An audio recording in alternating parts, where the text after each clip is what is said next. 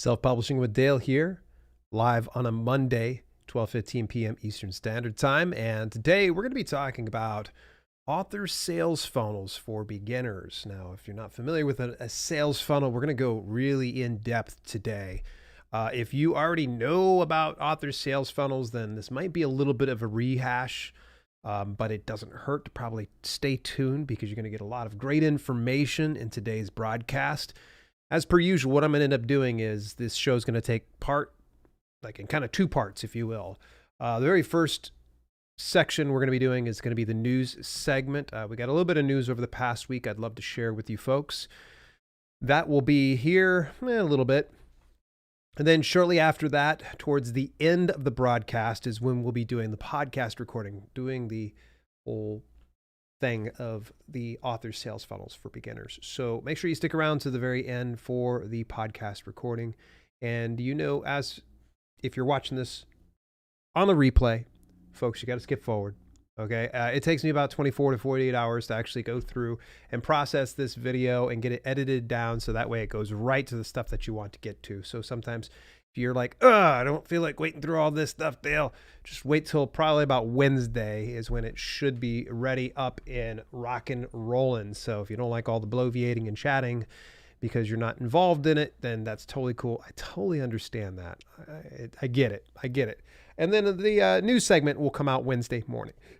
All right. I want to say what's up to everybody that's coming on in here. Book Dragon from San Antonio. Ricard over from Germany, I'm thinking. Books on Demand, German-based. Oh, I'm reading your comment there. Distributes all over Europe. Never heard of Books on Demand. Interesting. Keep me up to date on how that goes. Exotic Expression Dance Fitness says, hey, all, not sure how long I can stay, but wanted to pop in and say hello. Hopefully you join me for the writing sprint today at 3:15. That'd be so awesome. I'll catch the replay later if I don't make the whole live. Okay, cool. Mojo Seedlack, what's going on, Mojo? And SL Michaels, both tier 3 channel members, and they get a special shout out every broadcast. Folks, make sure that you go take a look at each of their respective channels. Mojo Seedlack, that's MOJOSIEDLAK. If you need me to say it slower, just rewind and hit it at 0.5 times the speed. Mojo's got a fantastic channel devoted to writing and self-publishing. You're going to get a lot of really good, relevant news over there. And also, SL Michaels is relatively new to the game of talking about writing and self-publishing, but don't be fooled. She definitely knows what she's talking about. She's definitely, in my opinion, I think she's a rising star, both her and Mojo. Mojo's been at this for a while, but I think that it's going to take a little bit of time. She'll definitely, I think there's going to be a lot more people watching her channel in due time. And I think that if you enjoy this channel, you're going to enjoy both those ones. I'm not just going to put my stamp of approval on them just because they've thrown $10 per month at me for the channel membership. Just doesn't work that way. All I offer is just to do a shout out if you're a tier 3 channel member. And speaking of channel memberships, take a look at the pinned comment also inside the description down below, or if you're watching this on the desktop, there's a join button just below this video, and it talks a little bit about channel memberships. It's like Patreon for YouTube. Yeah, I noticed Ricard says, happy Monday. Hey, Dale, looked at the last Trustpilot reviews of Ingram and have decided to go with BOD in Europe and Amazon in the States. Yeah, Ingram Spark is good to a certain extent. I'm starting to find them less reliable these days. And so where I was wholeheartedly endorsing the platform, I'm kind of pumping the brakes on that one for many reasons. But before I do share my thoughts publicly, I need to make sure I gather them together and do full research. I am working on a full piece we're going to end up putting on the main channel talking about Ingram Spark. And I'm hoping to reach out to them for comments. So that way, it's not just me going over and beating them down. I truly think it's a great platform, but it has had its fair shares of issues over the past year or so. Yeah, so Ingram's no longer an option. Hey, totally cool, man. Totally cool. Caleb Smith, how you doing, buddy? Leah Ferraro, how you doing? Hey, folks, who all's joining me today at 3:15? I'll be doing some writing sprints. Full disclosure, I took the entire weekend off. Yeah, no, please don't boo hiss me on this one. So that means I did not finish my manuscript from this past week. We're just going to continue to truck along, and I'm going to see if I can get that wrapped up over the next few days. So that way I can jump into the short reads. Good news is the short reads aren't going to be near as long. Probably 10 to 15,000 words is what I'm shooting for. You notice keywords shooting for it. So we'll kind of see how that goes. But make sure that you join me today at 3:15 and check the calendar over on the community tab if you visit dalelinks.com/tab. And I think it's let's see here. Wasn't the last post, but the post before that where I showed all of the dates that are coming up. I'm going to try to update that here on the podcast channel as well. So Linda LaBruce, how you doing? I took the whole weekend off too. Nice. Yeah, I had the computer on, played some games, sat around. I did a whole lot of nothing, did a lot of reading. I did a little bit of outlining on a course that I'm going to be working on here for you folks. Beyond that, though, I just took it easy. My brain said, Dale, no, get yourself a couple days off. Author Carter Holland, Butcher Respawn. Oh my gosh, Respawn. It's great to see you join us here. I don't think I've seen you come to the live stuff. Usually you comment after we're live, so glad to see you. If I finish my blogs, I'll swing by until 1600 hours. Gotcha. So you hang out for about 45 minutes. That's totally cool. That's cool. We'll go for at least 2 hours today. I'll see how I'm feeling. If I'm creatively feeling that spark, I might continue to go beyond that. No promises because I have a ton of work as I do every Monday. Yeah. So what are you guys working on? Are you in the midst of NaNoWriMo? And if you are, how are you doing so far? Now, I'm going to admit to you that I'm not actively participating in National Novel Writing Month. I'm just doing writing sprints, honestly. So that way I can get my stuff done and ready for 2022 because I should have about 6 publications next year that I'll be doing a rapid release launch. And I'm not going to launch until all 6 publications are 100% ready. Meaning got the cover, I've got the audiobooks, I've got, hardcover, all the stuff all in a row. And I'm even looking into doing large print editions as well. There is a new tool available through Atticus. And I'm hopeful for the formatting software that they have that, but I'm looking at doing a large print version of some of my books as well. So hang in there. I truly believe that the more options you can give to readers, the more accessible you're going to be and the more likely you're going to be successful in this business. Especially from an algorithmic standpoint, if you want to really search engine optimize your listing, offer more products. It's just a simple way to get it to where Amazon goes, oh, there's a solution for everything. Because let's just look at it this way. Someone goes and they search up your keyword that's related to your book and they show up to your page. Can you imagine how disappointed they're going to be if they're like, I don't read ebooks and you don't have print books? Or maybe they go, I only do hardcover books and you don't have any hardcover. Or maybe they have sight impairment and there's no large print available for that, and they don't do ebooks. So, trying to get yourself to where you can make as many of these product iterations it's just another way to exercise the rights that you have with each one of your publications, not to mention things like translations. You can be able to build out from those. I've got a project that's starting to wrap up in the background, and I don't imagine I'm going to reveal it until 2022, but a lot of it has to do with translating books, and I'd worked with a service called BabelCube, and I do not endorse BabelCube, just for the record, folks, and I don't encourage anybody go to that platform. There's some old videos where I was just gung-ho about them, but now that I've had some experience and know what's what in this business, I am not a fan of them. And I'll share just a little bit more. All right, I'm looking over here. And you guys are popping today. Was suffering from writer's block. Went old school with pen and I'm assuming that's some kind of an abbreviation. Oh, coffee plus one. Nice. Started book 2. Nice. Done the cover today. Nice work, Ricard. That's awesome, man. I do genuinely want to hear what your experience is like on that books on demand service. Never heard of them before, but that's not to say, though, it's not a very viable option for you to take advantage of. Need to work on the cover for a nonfiction for next year. Been sitting on the computer for a month because I couldn't think of a title. Now I need the cover. You were stumped on a title. How? That's the story of my life, because I know that I'm working on this book about Amazon advertising, but I can't just call Amazon ads for books because there's actually another book called Amazon Ads for Books. And I'm kind of like, come on, like, really?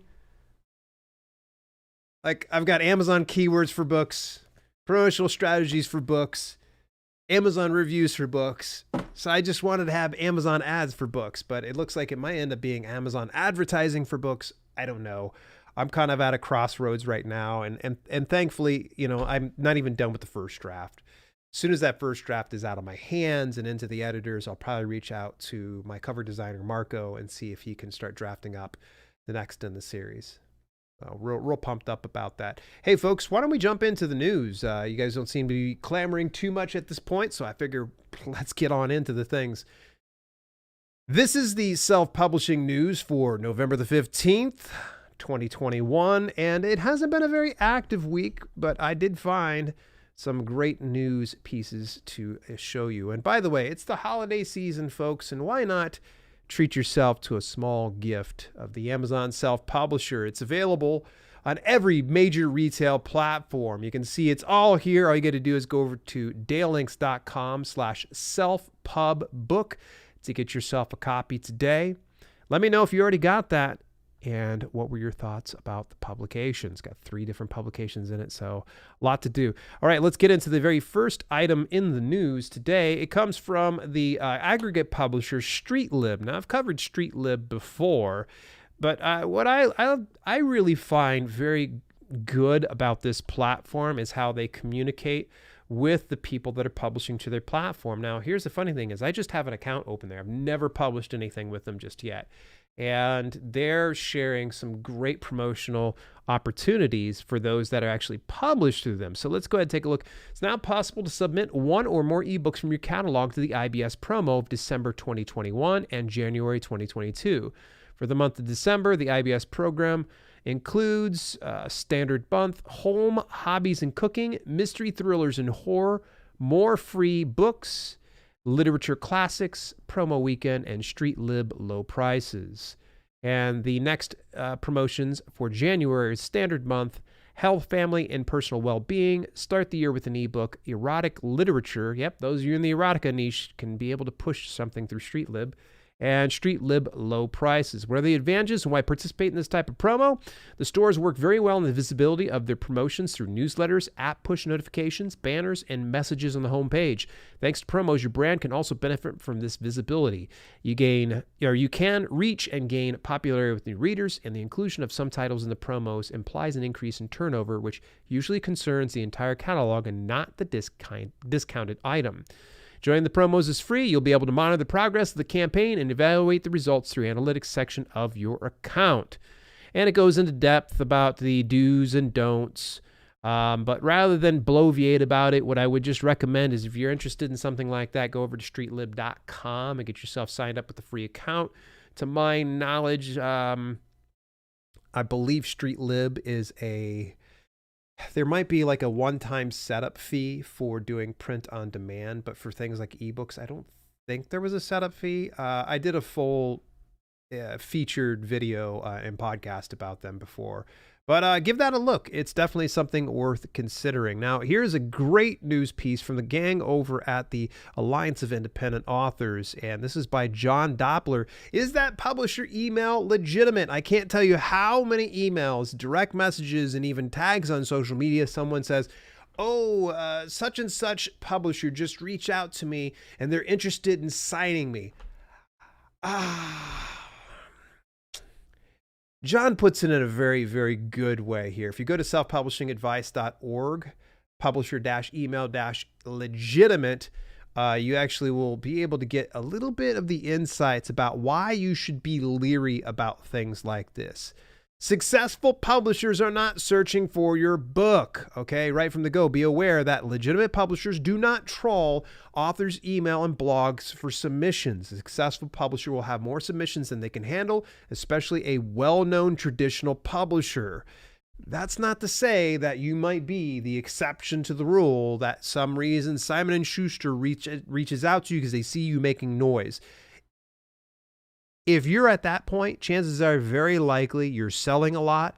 You've got a very good reach online through social media, through your website, things like that. But 99.999999% of the time, TradPub, they're not going to be reaching out to you.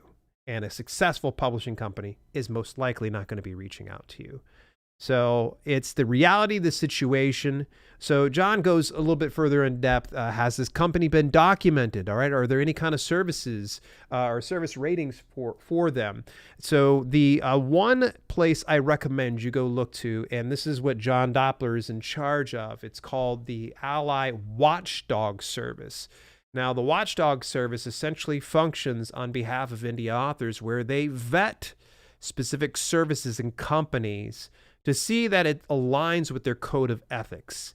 Now, you might say to yourself, well, could it be as simple as someone going ahead and paying them off and getting placement? I can assure you that's not the case, because there's some companies I'm sure would be willing to pay top dollar to get themselves an excellent rating, but Ally can't be bought. The next thing you want to look into is who's sending the email. All right, take a look. I mean, do they have a legit email, or is it coming from some random Yahoo or Gmail account, or heaven forbid Hotmail or AOL? You will find in most instances that if a legit publisher is going to be reaching out to you, it's going to have a professional email, not some free email service provider stuff. All right, it's going to actually be pro. And if they're sending it out from something like that, shame on them. I would probably run away anyways. Watch that language. Take note of grammatical and spelling errors inside this email. This is going to be huge. Like, I can't tell you how many times people have forwarded an email that they got from some would-be publisher, but it's riddled with mistakes and errors and punctuation issues. Do you really think that they have your best interests at heart if they can't take the time to go through and at least proofread their email before they're soliciting their business? Because at the end of the day, you're technically one of their customers. And if they couldn't be bothered to do that, makes you kind of wonder. And last note that John puts in here, skepticism is essential. All right, you've got to protect yourself. You know, this is a crazy world out here, and scammers are getting smarter by the day.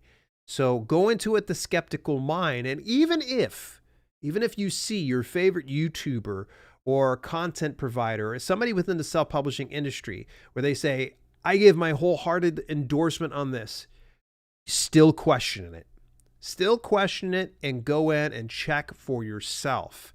You have to be your own advocate. I can be your advocate till the cows come home, but ultimately you're going to know what's going to work for you. So always treat everything with some type of skepticism.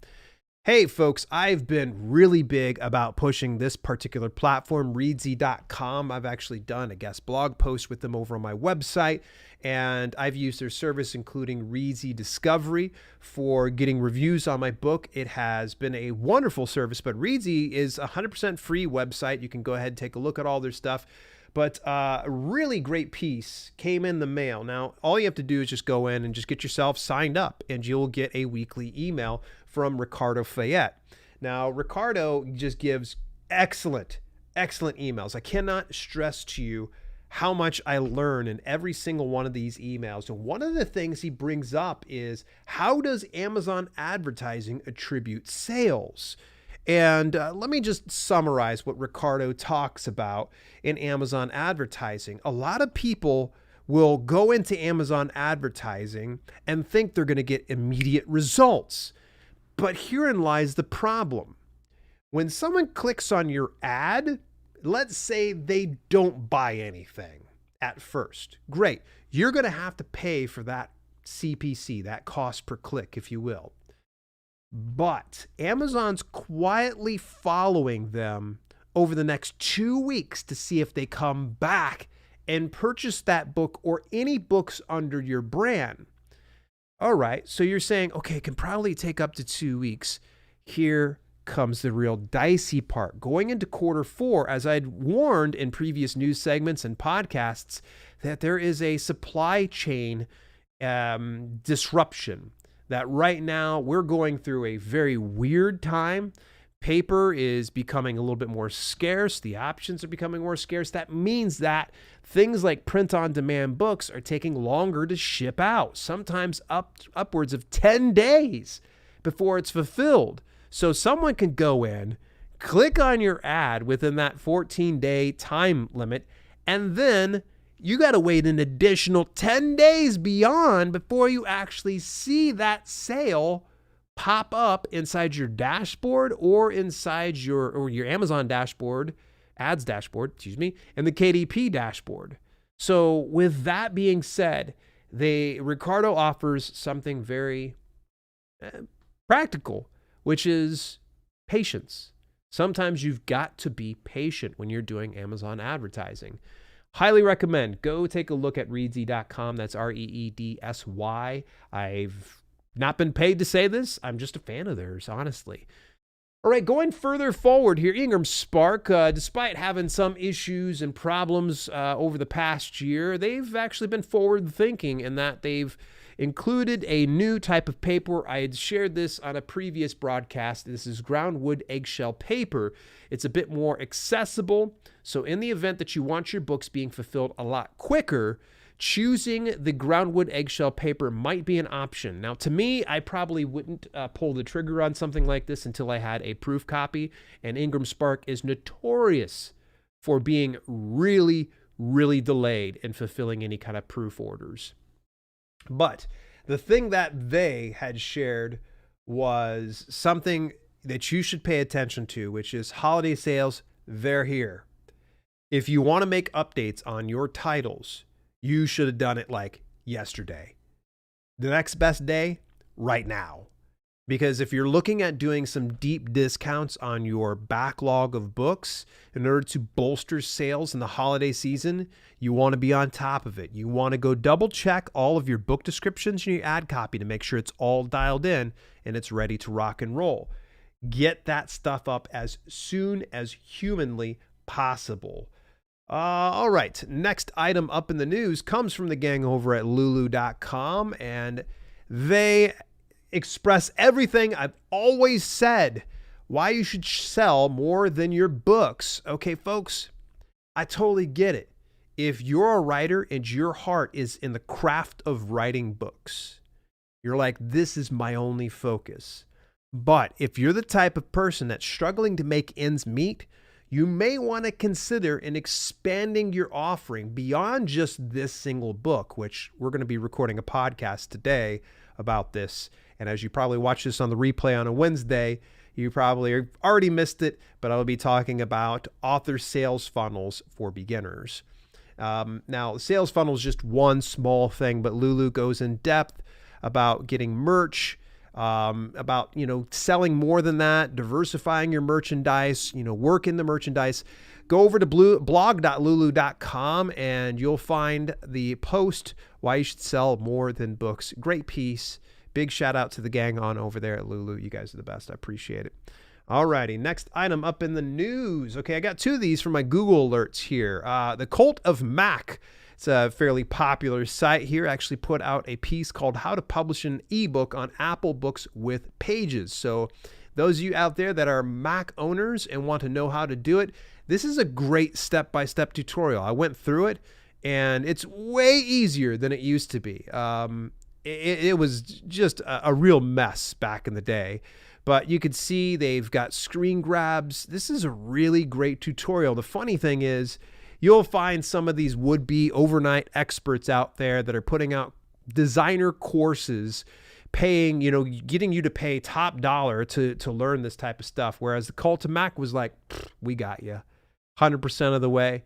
It is a great piece. Highly recommend you go ahead and take a look at it. And last but not least, I have been sharing time and time again about how important local libraries are, and especially if you're an author that's really struggling to make ends meet or to even get yourself out there in front of the public. Well, local libraries are definitely the option. In fact, there's a library launching Indie Author Days. This is from the Laughlin Library, actually. This is coming from a piece at Mojave Valley Daily News.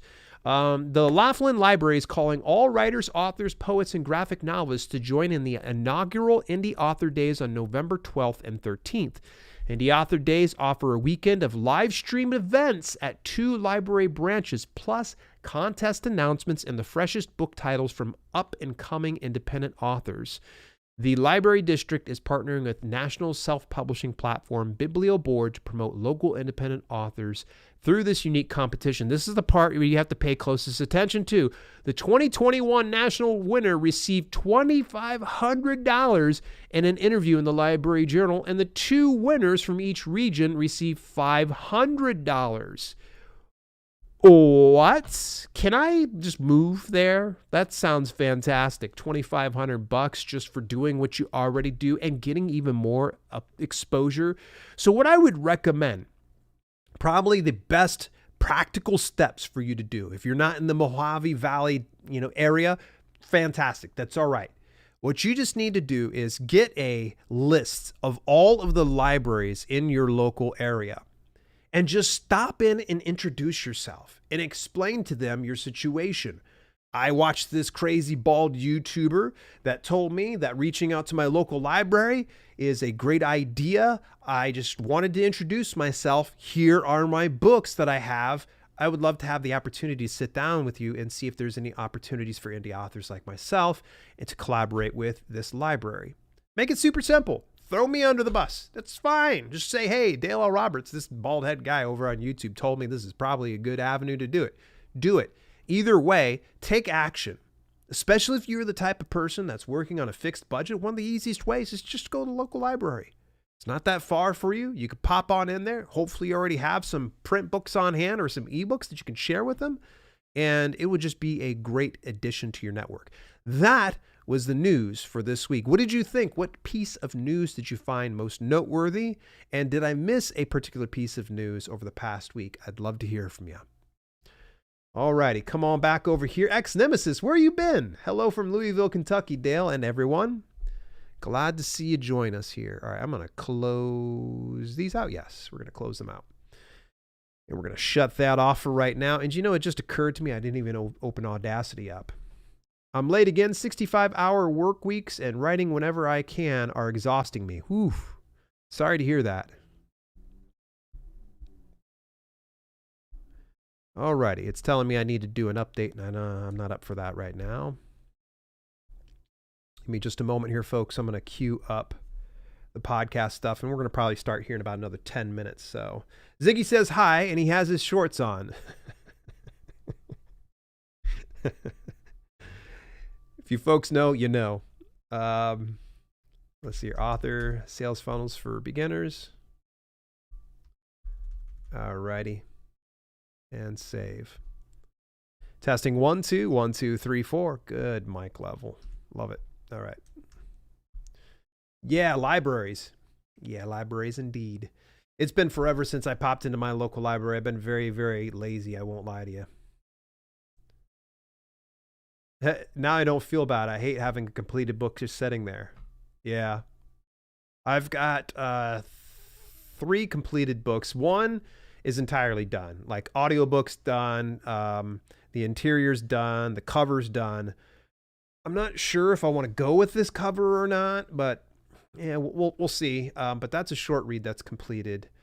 I've got 2 other manuscripts that are sitting. They're completed. I just need to go through and do all the full editing and such. And I imagine that's probably what I'm going to be doing most of December, which is going through editing those 2 pieces of work as well as the 3 that I'm doing this month. I like that blog from Lulu. I know every concert my son goes to, he's bringing a t-shirt home. There you go. Allison P., how you doing? Yay, was able to catch us. I'm glad you joined us here, Allison. Mojo Seedlack said, Spotify is supposed to be buying Findaway Voices. What? Okay, that I'm going to have to text Will Degas on that one. That's nuts. As some of you may or may not be aware of, I'm just going to go ahead. I need to delete some of these things here. I'm in direct contact with Findaway Voices. Great team. They're just north of me at Solon, Ohio. And if Spotify goes through and buys Findaway Voices, what? That's crazy. That's crazy. I wonder if they're going to buy all of Findaway, because if they acquire all of Findaway, that's going to be a big deal. Millions of dollars, I'm sure of it, because Findaway has been around for 15 or 16 years. And then Findaway Voices came out in 2015. So it's crazy to think they're 6 years old now. Crazy. Still reached 73,000 on the new manuscript. Thankfully, the words are flowing despite the ridiculous work hours. Nice. Hey, you should be proud of that. That's awesome, Ex-Nemesis. Congrats on that. I took the entire weekend off. I was just completely lazy, and it felt good. I really needed that respite. I think a lot of people buy into this hustle culture all the time that, you got to continually work. That's all well and good, but at the end of the day, if you ignore your own mental health, it's going to chip away at it. And Nemesis, I hope that you're not in a position that you're forced to have to do tens of thousands of hours within the course of a month just to make ends meet. I'm sorry if you're in that position. I'm definitely not telling you to go and quit your day job by any stretch, but it sure does make life difficult trying to do a 73,000 word manuscript and balance a job at the same time. But all that to say this, though, a lot of people always try to push this whole hustle culture of, you are you playing video games? Well, then your business is suffering. Now, I watched a piece by Gary Vaynerchuk to where he had to add context to something like that. And he's like, a lot of people think that that's all he does is he's hustle. He's always working. But the exact opposite's true. He said this advice is typically something he offers to people that are in a position that they're uncomfortable, they're unhappy, they're not getting the results that they have. So that was his big thing. He's like, if you're in a position that you don't have to work 24/7, then don't. That's crazy. That's for crazy people. It's not something sustainable your entire life. Hustle your face off, but use your best judgment. My lazy days don't begin until December. Gotcha. Kroger warehouse. This time of year is crazy. Oh, I'll bet. My brother works for Kroger. Actually, he's I always tell people he handles meat. So yeah, he is part of the whole meat department there at a local Kroger's. He seems to be pretty happy with it. So. Alrighty, folks. So what else are you working on this week? Oh, hey, did I happen to... No, I have not mentioned this. I have the pleasure of getting to interview the prolific Kindle Vella author, Callie Chase, tomorrow. You heard of Callie Chase through two separate interviews. Virginia Milner, the head of Kindle Vella, had been interviewed, about a few weeks ago here or over on the main channel. And she had name dropped three people. One of them was Audrey Carlin, the author of The Marriage Auction. The second one was, his name's slipping my mind. DARP or HARP, I can't remember. I'll have to go back and look that one up. The third name was Callie Chase. Now, go figure, when I went to interview Audrey Carlin, the number one favorited, or faved as they call it, number one faved series over on Kindle Vella, she actually had shared her favorite series as being Bug by Callie Chase. Now, this is pretty interesting considering that Audrey is a romance author. Bug is like a post-apocalyptic, like zombie series. I started reading it last night. I'm hooked. It's actually quite good. It's quite good. So I'm looking forward to getting the chance to chat with Callie Chase. That'll be tomorrow at, I believe, 2:15. So make sure you join me on the main channel. It'd probably help you guys and gals if I found that link, but let me see here. Give me just a moment here, folks, and I will bust it out for you here. Here we go. So I will go ahead. I'm going to drop this inside the chat. Make sure you visit that, turn the bell notification on so you don't miss out on that interview. It's going to be a great interview. She is ecstatic beyond measure. I am too. I think I got a little bit of grief from a couple of viewers about Audrey's interview, and they're like, "Oh, it must be nice. It's a padded interview. She's a trad pub author. You know, she's able to do more things than we can." Okay, great. I heard you. Callie Chase, not the deal. She's on the same level as every single one of us. So having that opportunity to sit down and chat with her, it's going to give you some advice from a different standpoint. Is she number one on the faved list? No. But I think I checked yesterday. She was number 12. I think the most I'd seen was at number 14 out of all. And that's pretty darned exceptional. So looking forward to that. Make sure you visit that. Ricard says, books, ebooks, audiobook. What's the next step? Video? Could you restate your question, buddy? I'm not sure what you're asking. Books, ebooks, audiobook. I mean, you guess you could do video if that's what you're looking for, video publishing. Video publishing is definitely a way to go about it. But as far as my order in self-publishing and how I do things, I make sure I've got print books in the version of paperback, hardback, and in here going into 2022, I'm going deep on large print. I really think there's just a underserved market out there that really does need large print. And large print is not just essentially making your font larger, okay? There's actually a whole checklist. And by the way, Kindlepreneur just put out an article, I think this past week or so, covering large print and actually how to do it legit.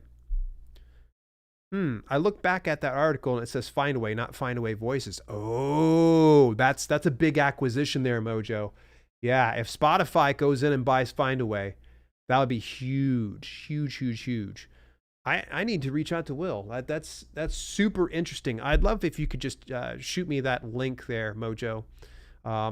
You've got my email or my direct message. Trying to drop it here in the chat. I'm sure YouTube's going to get all fickle with you. Well, maybe another audiobook company named Findaway. No. Findaway is owned by Findaway owns Findaway Voices. Not too many people realize that Findaway is like a large umbrella, and it actually has different things. I need to find. I know I said this about a few weeks ago. I need to find the behind the scenes tour on their company because part of that he actually explained. There was so many different products that they do. Findaway Voices is the downloadable audiobooks branch of Findaway. It makes sense that Spotify would go after Findaway and pick them up because then they can probably start to expand a lot of what they have to offer and maybe even get it to where podcasters that are uploading to their platform can also distribute through Findaway Voices many different avenues, which I believe they're up to 41, 42. They were at 43 at one point, but they knocked it out. Video books, perhaps in the future. Maybe. I think that if you're a nonfiction author, you definitely tapping into video is a smart idea. In fact, I am going to be writing one book later this month. And when I say book, it's a loose sense of the terms because it's more of a short read because it's going to be about 10 to 15,000 words. Unless I go crazy on it, then it'll be 20 to 30,000. But I'm really trying to keep it brief. But I'm going to end up taking that and breaking up each chapter into a video that I'll put together for a course. And it'll probably end up being an upsell, which is perfect because we're going to be talking about that today's broadcast. Yes, it is the parent company. Yep, it is. And I actually got to meet the founder and owner of Findaway Voices. Super nice guy. It was funny. I think Will took me in there to meet this guy, this gentleman, an older fella.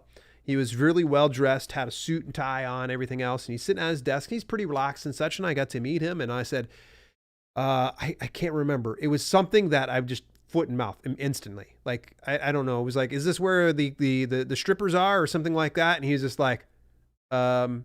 And I was just like, I was just joking. My wife's over here. She knows I'm, and she was just like, oh, she was like fully cringing. I don't know if that was the joke, but I just know that he didn't find it too funny. But he was so cool. He was like, hey, have they taken care of you? And I was like, yeah. I didn't get to have that on camera though. I was working on a video for it and still trying to get the info. Yeah, iron out that info before you go releasing that. And Mojo, if you can think about it, let me introduce you to Will Dagus, and that might be a great person to reach out to in instances like this, because he might be able to give you some additional information. And besides, maybe you can do an interview with him or something else like that on your channel. I know Will's always looking for ways to get out there and do some interviews. His PR person, Scott. Sorry, Scott, I don't remember your last name. Well, Scott, their PR person, though, might even do the interview too as well. Gee, that sounds like me and Ziggy in the store. Gotcha. All right, folks. So we're going to go into the podcast recording. If you've not done this before, I'll just let you know this is how it goes. I've got my notes. I've got it set up here, and I'm going to go ahead and blaze through them. I'm not going to come back to the live chat, so please know that as soon as I wrap up the show is all set. Please make sure that you join me again, though, at 3:15 today for the writing sprints, because it's going to be a blast. I anticipate we're going to go for at least 2 hours, maybe more. We'll see. I don't think any less, though, because I really want to get this manuscript done and out the door, because it should be in my editor's hand today. But here we are. Alrighty. And I'm going to go ahead and hit the record in 3, 2. Sales funnels, sales funnels, sales funnels, sales funnels. You hear this buzz phrase over and over again on the online community, but what does it actually mean? I mean, what can authors truly gain from having a sales funnel? And do you need fancy software or a background in marketing? No, not really.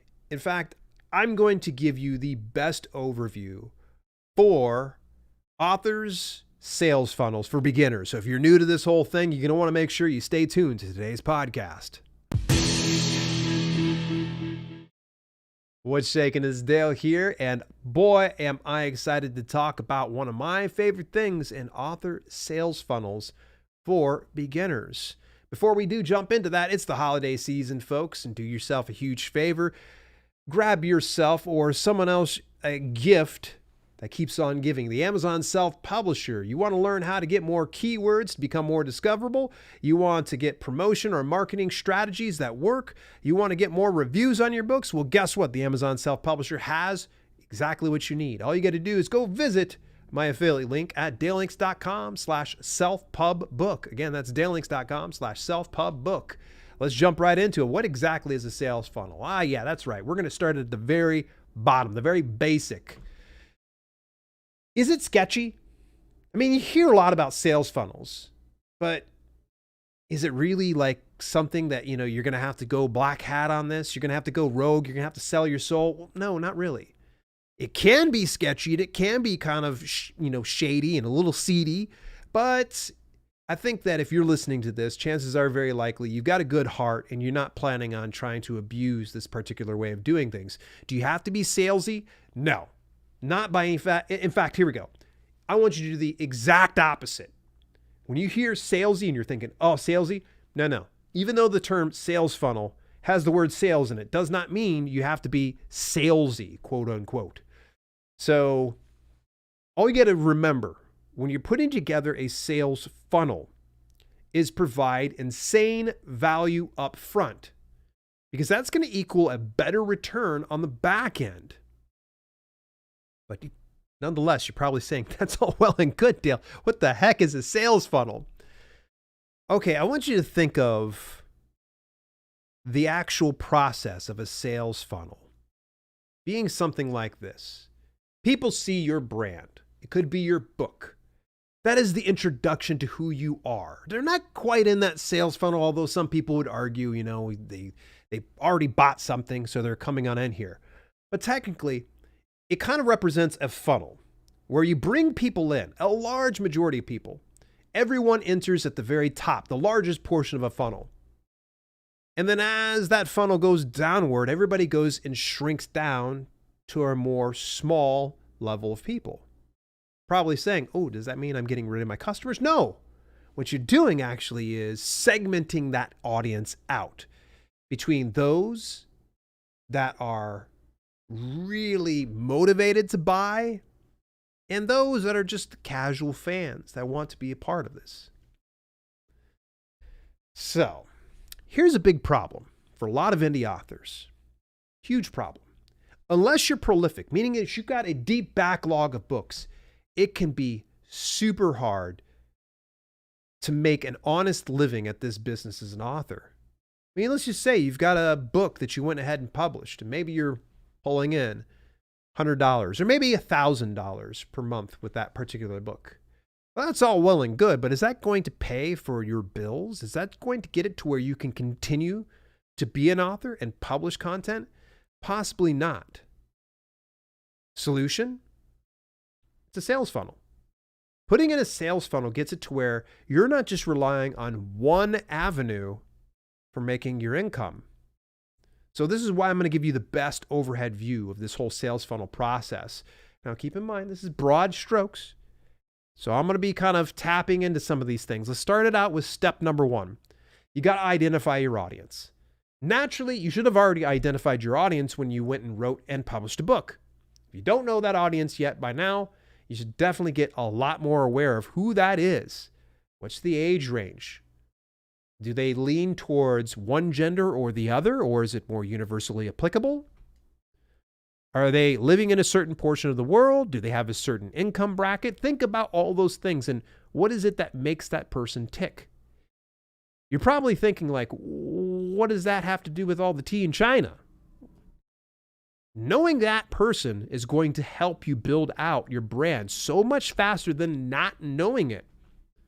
But the most important part that you have to really get nailed down is what's their most common pain points? And how can you solve that problem? Think about that. Now, for fiction authors out there, it's going to be a little tougher. Obviously, people come to you to help get away from life, to suspend their disbelief for a certain period of time, to be entertained. Now, for nonfiction authors, you've got it made here. You already know their problem. You already have a solution. So what can you do to get that ball rolling in the right direction? So step number 2, you're going to create a landing page with a lead magnet, otherwise known as a bribe. Now, bribe kind of sounds dirty. That's why I always try to call it a lead magnet, or some people even call it a reader magnet based on what the content is. When you're creating this landing page, you're essentially getting it to where people come over onto that page and they have 2 options. Either A, they leave, or B, they join your email newsletter. How can you entice them to join your email newsletter? With a little bit of an enticing thing known as that lead magnet, as I mentioned now. That lead magnet could be something super simple. So for instance, for my fitness books, I always thought about quick and easy answers to working out. So 2 of them, 2 lead magnets that did really well for me, tens of thousands of subscribers over the years. One of them was called the 10 best fitness tools. Literally all I had to do is sit down and talk about all the different fitness tools people would want or need to be successful and losing weight and staying on track. The other one was the 4-minute fat burning workout. That one got a lot of people in there because they're like, 4 minutes to work out, I'm going to do it. By the way, it is legit, by the way. You're going to take your lead magnet and you're going to keep it super simple. In fact, you're going to create a simple 1-page PDF. In that PDF, you're going to want to make sure that you got your name in there, you got your website, you got a plug to your book, and also a link to your landing page. So that way, if for some reason it starts to get distributed out to this person and that person, people can always go back and get opted in. You don't need to spend a lot of money. You don't need to spend a lot of time. You got Microsoft Word. If you got Google Docs, fantastic. You can make a 1-page PDF that way. It doesn't need to be anything super, fancy. But if you want something fancy, go to Canva. Canva.com has everything you could possibly need. In fact, I've done all of my lead magnets with Canva and have won like big time, like gangbusters every single time when I do this. So don't overcomplicate it. I see far too many people making their lead magnet 50,000 pages long. What you want is something that's going to be quickly digestible, and it starts to build a lot more authority and credibility in who you are as an author. Step 3. Now you got to create a call to action. Where does that call to action go? Super simple. You're going to put it in the front matter and the back matter of your book. You get extra credit if you could organically work it within the contents of your book. Now, don't go overboard. Don't put it like every page or anything else like that. If you do, hey, cool. Let me know how that works out. But you want to try to be very tasteful about it. The very beginning of the book, it could probably be something as simple as, hey, would you like to join our readers club? Visit xyz.com and join us there.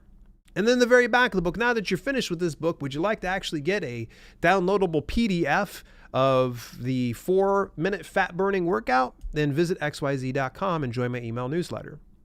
There's many ways that you can kind of shake it, make it, or bake it with inside your publication, but either way, don't overcomplicate it. Just get it put in there. Something is better than nothing, and at least put it at the front matter, because let's remember that in most publishing platforms like Amazon or Google Play Books, they will allow readers to get a little sample that they can go in and read of their content. And what's going to be at the very front of that sample? Oh, well, your email newsletter. So when they have that call to action, they see that, they join your email newsletter, they didn't have to spend a dime. That's kind of nice, right? And of course, if you've created this landing page, all right, you've already done a call to action inside your books, but do we stop there? No.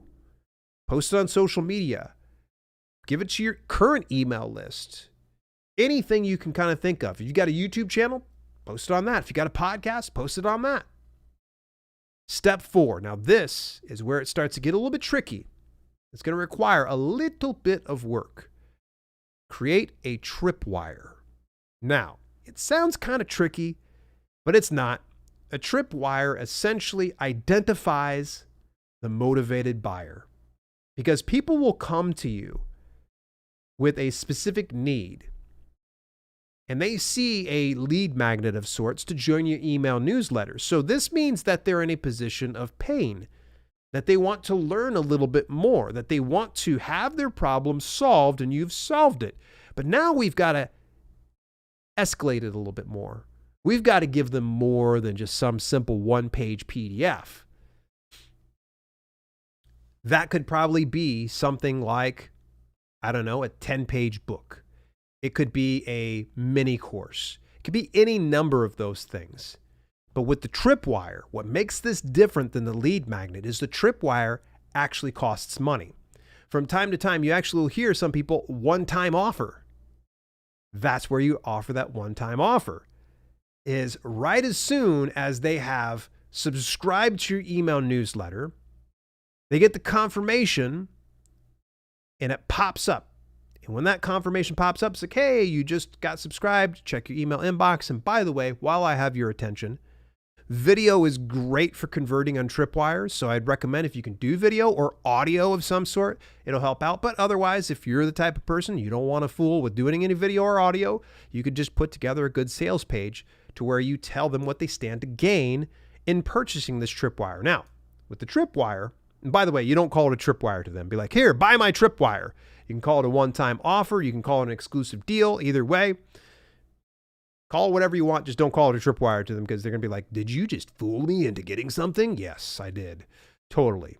But with tripwires, you're going to probably make it about $10, maybe less than $10. In fact, I have had a couple of different tripwires that cost $7 and $9 continually bring me in passive income, just sitting there, and I'll see my PayPal notification. Great. There goes somebody else that just bought one of my tripwires. Nice thing is, though, when someone buys something, either A, hopefully if you've got a good email marketing platform that you're utilizing, it'll automatically earmark them. If it doesn't, I would recommend you go into your email service provider, your email marketing provider, and earmark that buyer. And you'll want to make sure that you segment them away from the other people that have just subscribed. Why is that? Because now you've identified someone that is at a higher pain point, that they're at a position that they're willing to part ways with their money to solve their issue. And if you've got that specific solution, why not monetize it? So you're going to segment that buyer, and you can even put them into a separate email sequence, because how you communicate with that specific person should be way different than what you communicate for the average email subscriber. Someone goes and they get your lead magnet, they skip past the tripwire, then chances are very likely you haven't quite built up that know, like, and trust factor, or they're just in a position that they're just not ready, or you weren't giving compelling enough reasons for them to part ways with their money. They're like, oh, I already bought his book and he's going to give me something free. I knew it. He was going to try to fool me into buying something. Yes, you got me. You caught me. Yes. That's $7 whole. It's in my pocket, making me super, super rich. That $7, though, represents, again, somebody who is motivated to invest in what you got to talk about. The very next option, okay, so we start at the very top of the funnel. We drop them in with a free lead magnet. We did the tripwire. The funnel starts to come down a little bit further here, right? There's less of the audience here. Now what we're going to do is upsell. We've noted the motivated buyer. We want to focus on them first. Can we upsell our current email subscriber base? Sure. Would I recommend it? Nah, not really. Because if they didn't invest now, what makes you think they're going to go ahead and invest at a higher rate later on? You're going to want to make sure you nurture that relationship. So what's the next logical progression? Let's just say, for instance, I did my lead magnet. It's a one-page report. Let's say I had an upsell or a tripwire, of $7, and it was like a 15-page report. Maybe it was a case study of some sort. The next step is going to be something like a course, online group coaching, consultations, things like that. So, do you need pricey software or services to make this all happen? No. This is not me punching down on places like ClickFunnels or Lead Pages or anything else like that. You really don't. If you've got a good email marketing provider, then chances are very likely you'll be able to do all these things that I've told you. Between segmentation and automation, as well as setting up landing pages, and then putting a tripwire deal on the thank you page or the confirmation page, takes a little bit of time. And integrating also things like PayPal or Stripe so people can make payments. Those things are relatively easy, and you're only one Google search away from getting it, working. So how does the sales funnel progress? Okay, we kind of talked it all. I'm going to give you a good summary here, and make sure you stick around for the final thoughts here, especially when it comes to fiction authors and nonfiction authors. First of all, you got your entry point. That was your book. The next step is subscribe to your email. You're going to include some type of a lead magnet to get them on in there. What I would say is don't just simply have them join your email newsletter. Get it to where you have some type of automation put in place that explains that lead magnet. Maybe as the next 2 weeks goes on, every other day, you're explaining one element of that. Or maybe that you get some additional information that adds additional value to that specific lead magnet. Because again, if someone didn't get your tripwire, you're going to be able to nurture that relationship anyways. And then eventually when you do go to upsell them, you're ready to rock and roll. The tripwire, that just the simplest way to put it this way is you're just identifying the motivated buyer. That's simple. If you want to go ahead and make your tripwire $3, go ahead. You want to make it $7, by all means, go ahead. I've always found $7 did better than $9 for whatever reason. Make it something simple, yet a bit more detailed than your lead magnet. It could be a mini course. It could be a short video series. It could be a 15-page case study of some sort. Next up is the upsell. And this sifts out the super motivated buyers for things like your courses, your group coaching, your one-on-one consults. Upsells can go as deep as you want to, but I want you to bear in mind that when your reader or your customer is investing in time personally with you, if it requires your personal time, you should be charging more. Why is that? It pulls you away from writing. It pulls you away from marketing. It pulls you away from your normal work. So you're going to want to charge more for that. So meaning that Your sales funnel could look like this: free lead magnet, $7 tripwire, $30 mini course, $200 full, suite of courses, and then maybe a $500 one-on-one consult. I'm just throwing out some random numbers here, folks. So that is the author sales funnel for beginners in a good overview. Before I wrap up today's podcast, I do want to bring to your attention, again, it's the holiday season, folks, and gift your favorite author or aspiring writer out there with the Amazon Self-Publisher when you visit dalelinks.com/selfpubbook. The link is inside the show notes for today. My final thoughts when it comes to sales funnels for authors. Is it mandatory that everybody do it? No. If for some reason you feel overwhelmed and you're scared of something like this, take your time. Try one element at a time. Try to put together a lead magnet and then add a tripwire to it and then add an upsell. You don't need to put all of it all at once. Heck, as long as you just do one element, it'll help out. That tripwire can make a huge difference for you. For fiction authors, unfortunately, your creativity is going to come into play on this one. You're going to have to draw parallels and things that I shared with here. Obviously, upselling people is probably going to be next to impossible unless you have a deep backlog of books or some exclusive content to sell to people. For nonfiction authors, though, start with the basic, as I mentioned, then scale. More time invested in the customer, the more you charge. The more passive the item, the less you charge. So this means that for something like Tripwire, I don't mind that being so cheap. Why? Because I identify as that motivated buyer and it doesn't require much of my time.